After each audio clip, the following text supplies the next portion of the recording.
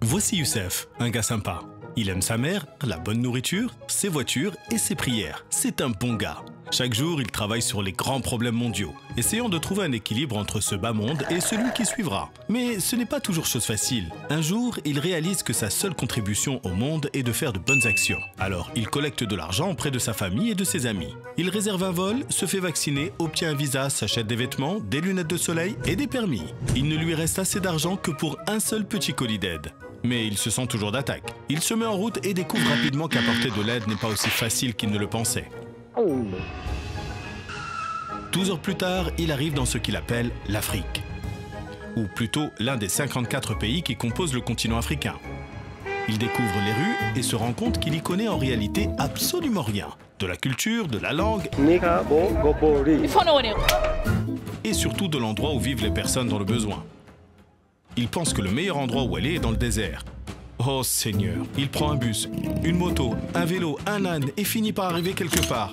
Vous êtes arrivé nulle part. Il rencontre la faune sauvage, puis celle pas si sauvage.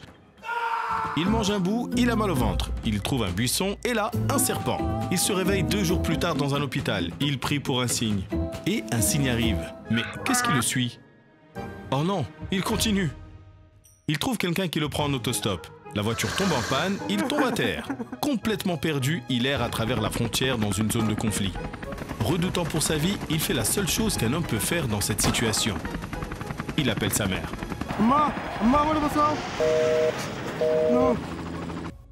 Je suis sûre qu'il passe un agréable moment. De justesse, il parvient à s'échapper. Mais pour arriver où?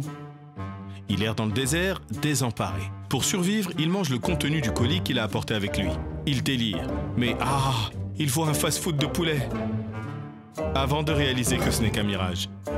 Perdu et effrayé, il implore Allah pour le secourir. Et c'est là qu'il comprend, vraiment, que la seule chose dont l'Afrique a besoin d'être sauvée, ce sont de personnes comme lui. Au port du désespoir, il pense que tout est perdu. Quand un homme, un local apparaît à l'horizon et lui sauve la vie, il le ramène à son village et lui montre le système intégré d'eau et de nourriture que Islamic Relief a aidé à construire. Il lui montre tous les outils et les formations nécessaires pour les aider à se sortir de la pauvreté.